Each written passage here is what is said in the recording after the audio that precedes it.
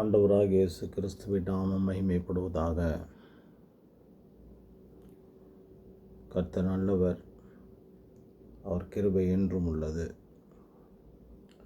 இந்த நாளிலும் கூட நம்முடைய தியானத்திற்கென்று நாம் எடுத்துக்கொள்ளுகிற பகுதி மத்தேயு எழுதின சுவிசேஷ புஸ்தகத்திலே 5ஆம் அதிகாரம் 13ஆம் வசனத்தை எடுத்துக்கொள்வோம். அதில் ஆண்டவராகிய இயேசு கிறிஸ்து தம்மை பின்பற்றுகிற சீசர்களை பார்த்து ஒரு வார்த்தை சொல்கிறார். அது என்னவென்றால், நீங்கள் பூமிக்கு உப்பாயிருக்கிறீர்கள் என்று சொன்னார். நீங்கள் பூமிக்கு உப்பாயிருக்கிறீர்கள் என்று சொன்னார்.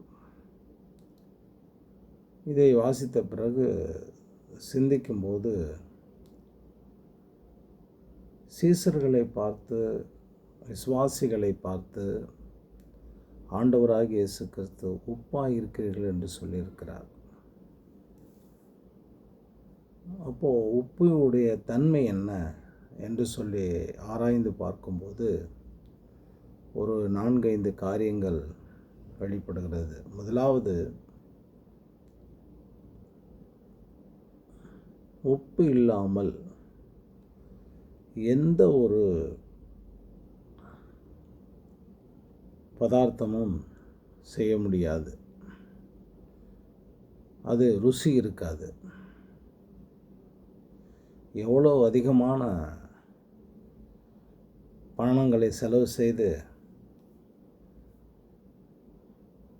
நாம் பதார்த்தம் செய்தாலும் அதில் உப்பு போடவில்லை என்று சொன்னால் அது ருசியை கொடுக்காது.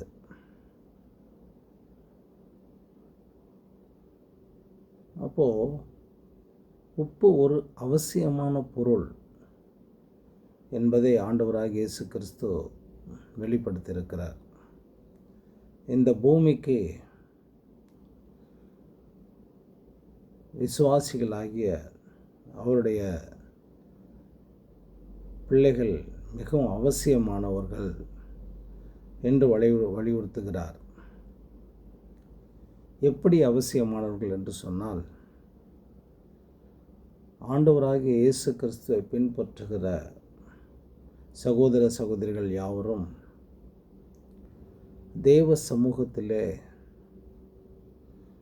உலகத்தில் இருக்கிற மக்களுடைய பாவங்களை மன்னிக்கும்படியாக உலக மக்களை கர்த்தர் ஆசீர்வதிக்கும்படியாக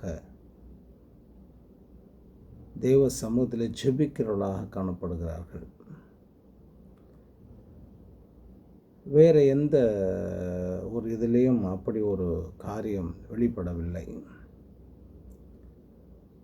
அவருக்கு பிரியமான சீசர்கள், விசுவாசிகள் ஆண்டவர் சமூகத்திலே மற்ற மக்களுக்கு அழுது ஜெபிக்கிறவர்களாக காணப்படுகிறார்கள்.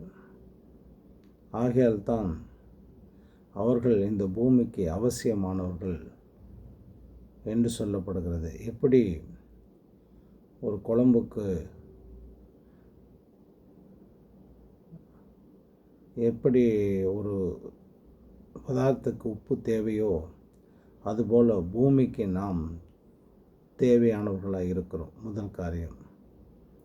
ரெண்டாவது, உப்புடைய தன்மைகளிலே ரெண்டாவது, உப்பு எந்த ஒரு பதார்த்தத்தையும், காய்கறிகளையும் மற்ற எந்த ஒரு காரியத்தை கெடுப்பதில்லை. உப்பானது எப்போயுமே அது குழம்புல போட்ட உடனே ருசியை கொடுக்குமே தவிர கெடுப்பதில்லை. அதுபோல் ஆண்டவராக இயேசு கிறிஸ்துவை பின்பற்றுகிற மக்கள் யாரையும் எப்போதும் கெடுக்க மாட்டார்கள். கெடுக்கும்படியாகவோ இல்லை அவர்களுக்கு துரோகம் பண்ணும்படியாகவோ அல்லது மற்றவர்களுக்கு தீங்கு செய்யும்படியாக ஒரு கிறிஸ்தவனும் முன்படுவதில்லை. ஆண்டவராகிய இயேசு கிறிஸ்துவை பின்பற்றுகிற எந்த ஒரு கிறிஸ்தவனும் மற்றவர்களுக்கு தீங்கு செய்ய மாட்டான். உப்பு எப்படி தீங்கு செய்யாதோ, உப்பு எப்படி மற்ற பதார்த்தங்களை கெடுக்காதோ, அதுபோல் இயேசு கிறிஸ்துவை பின்பற்றுகிறவன் மற்றவர்களுக்கு தீங்கு செய்ய மாட்டான். மூன்றாவது காரியம், உப்பானது தன்னை அழித்து கொண்டு அந்த பதார்த்தங்களுக்கு ருசியை கொடுக்கிறது. குழம்புல உப்பு போட்டவுடனே எங்கேயாவது உப்பு முழுசாக தெரியுதா? தெரியாது. தன்னை தான் அழித்து கொண்டு அந்த குழம்புக்கு ருசியை கொடுக்கும். அதுபோல் ஆண்டவராகிய இயேசு கிறிஸ்துவை உண்மையாய் பின்பற்றுகிற மக்கள் தங்களை தியாகம் செய்து அல்லது தங்களை வருத்தி கொண்டு ஆண்டவர் சமூகத்தில் நின்று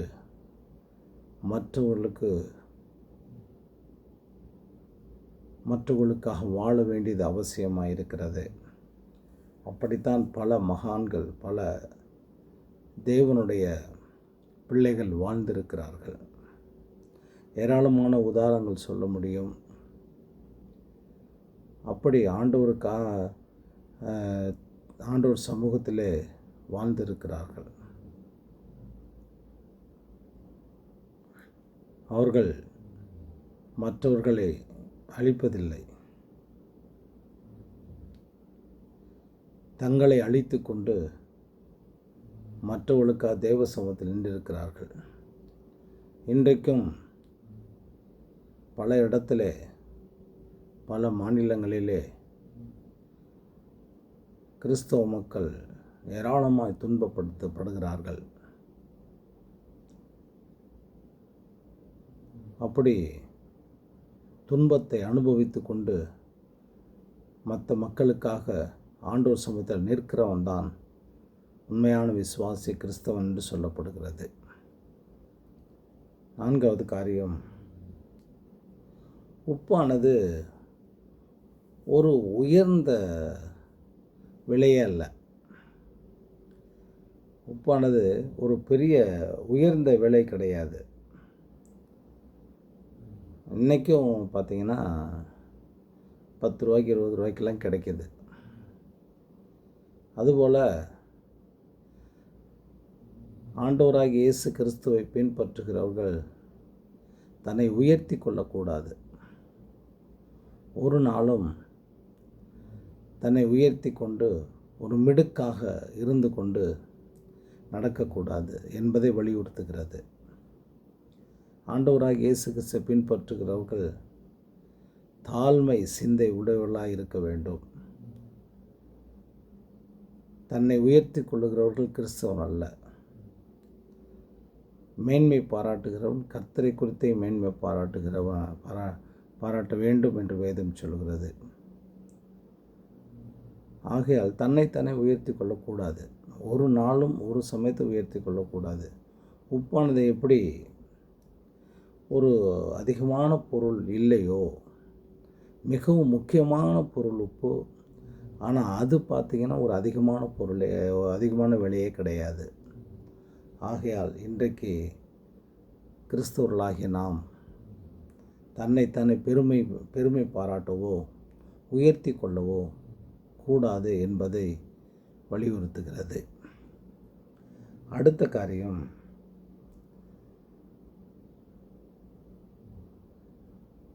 உப்பு ஒரு அலங்காரமான பொருள் கிடையாது. நீங்கள் மளிகை கடையில் பார்க்கலாம். அந்த உப்பு தான் மளிகை கடையில் காலுக்கு கீழே வச்சுருப்பாங்க, ஒரு ஓரமாக வச்சுருப்பாங்க. அவர்கிட்ட உப்பு 1 கிலோன்னு கேட்டிங்கன்னா அவர் தான் அந்த சாக்கில் இருக்க எடுத்துங்க அப்படின்வாங்க. அவ்வளோ ஒரு அலங்கார பொருளே கிடையாது. ஒரு சோப்புக்கு ஒரு சோப்புக்கெலாம் பார்த்திங்கன்னா ஒரு பாக்ஸ் ஒன்று ரெடி பண்ணி, அந்த ஷாம்பு இதுக்கெல்லாம் ரெடி பண்ணி ஒரு இடத்துல அலங்காரப்படுத்தி வச்சுருப்பாங்க. ஆனால் எங்கேயாவது சோப்பை அலங்காரப்படுத்தி இது உப்பை அலங்காரப்படுத்தி வச்சுருக்காங்க அப்படின்னு சொல்லி பார்க்க முடியுமா? இல்லை. சாதாரணமாக கிடக்கும். மூட்டைகளுக்குள்ளே தான் இருக்குது. அதை வெளியே கூட எடுத்து வைக்க மாட்டாங்க. அப்படி ஒரு இடத்துல இருக்கும். ஆகையால் உப்பு ஒரு அலங்காரமான பொருள் கிடையாது, சாதாரணமாக இருக்கும். எதை குறிக்கிறது அப்படின்னா, ஒரு விசுவாசி ரொம்ப சாதாரணமாக இருக்க வேண்டும். இந்த உலகத்தில் இருக்கிற பொருள்களை போல நாம், உலகத்தில் இருக்கிற மற்ற மக்கள்களைப் போல நாமும் நம்மை மிகைப்படுத்தி வாழக்கூடாது. சாதாரணமாக இருக்க வேண்டும் என்பதை அந்த உப்பானது தன்னை தாழ்த்தி கொண்டு வெளிப்படுத்துகிறது. நாமளும் நம்மை தாழ்த்தி கொள்ள வேண்டும். நம்முடைய சதம் இதுவல்ல. அதை நாம் புரிந்திருந்தால் நாம் என்ன செய்ய மாட்டோம்? நம்மை உயர்த்திக்கிட்டு விளம்பரப்படுத்திக்கிட்டு நம்மை ஒரு பெரிய மனுஷனாக காட்டிக்கிட்டு இருக்கக்கூடாது. ஏனென்றால் நாம் ஆண்டவராகிய இயேசு கிறிஸ்து நம்மை பார்த்து சொல்லியிருக்கிறார், நீங்கள் ஒரு பூமிக்கு உப்பாய் இருக்கிறீர்கள். எவ்வளோ ஒரு அற்புதமான ஒரு வார்த்தையை சொல்லியிருக்கிறார். இந்த பூமிக்கு நாம் உப்பாய் இருக்கிறோம். நினைத்து பார்க்கும்போதே சந்தோஷமாக இருக்கிறது. ஆக இந்த நாளிலும் கூட 3-4 காரியங்கள் பார்த்திருக்கிறோம். முதலாவது, உப்பானது எந்த பதார்த்தத்தையும் கெடுப்பதில்லை. 2வது, உப்பு போட்டால்தான் அந்த பதார்த்தம் ருசியாக இருக்கிறது. 3வது, உப்பு தன்னை அழித்து கொண்டு ருசியை கொடுக்கிறது. 4வது, உப்பு ஒரு விலையுயர்ந்த பொருளே கிடையாது. 5வது பார்த்திங்கன்னா, உப்பு ஒரு தாழ்மையான இடத்துல தான் இருக்கும். சாதாரணமாக சொல்லப்போனால் கீழே கிடக்கும். ஆக இந்த காரியங்கள் மூலமாக நம்மை நாம் நிதானித்து பார்ப்போம், எப்படிப்பட்டவர்களாக நாம் இருக்கிறோம். ஆண்டவராகிய இயேசு கிறிஸ்துவை பின்பற்றுகிறவர்கள், அவர் ஆண்டவராகிய இயேசு கிறிஸ்து சொன்னார் ஒரு முறை,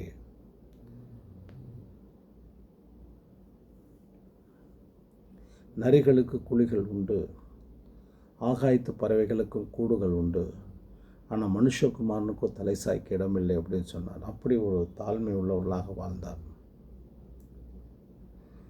இன்னும் அவரை பற்றி சொல்ல வேண்டுமானால் நேரம் போதாது. ஆனாலும் இன்றைக்கு நாம் இதன் மூலமாக நம்மை நாம் நிதானித்து கொள்ள பிரயோஜனமாக இருக்கும் என்று நம்புகிறேன். கர்த்தர் உங்களை ஆசீர்வதிப்பாராக. ஜெபிப்போம். அன்பின் பிதாவே, வானத்திற்கும் பூமிக்கும் ஆண்டவராய் இருக்கிறவரே, இந்த நாளில் நாங்கள் பூமிக்கு உப்பாய் இருக்கிறதை எப்படி எடுத்துக்கொள்ளுகிறோம் என்பதை நாங்கள் ஆண்டவரே சற்று நிதானித்து பார்த்தோம். கர்த்தர் எங்களை வழி நடத்தினீங்க. இதை கேட்குற என்னுடைய சகோதர சகோதரிகள் யாவருக்குள்ளும் கர்த்தர் ஆண்டவரே இந்த 5 காரியங்களை போதிப்பீராக. கர்த்தர் வழி நடத்துவீராக. ஆண்டவராகிய இயேசு கிறிஸ்துவின் நாமம் மகிமைப்படுவதாக. ஆமேன், ஆமேன், ஆமேன்.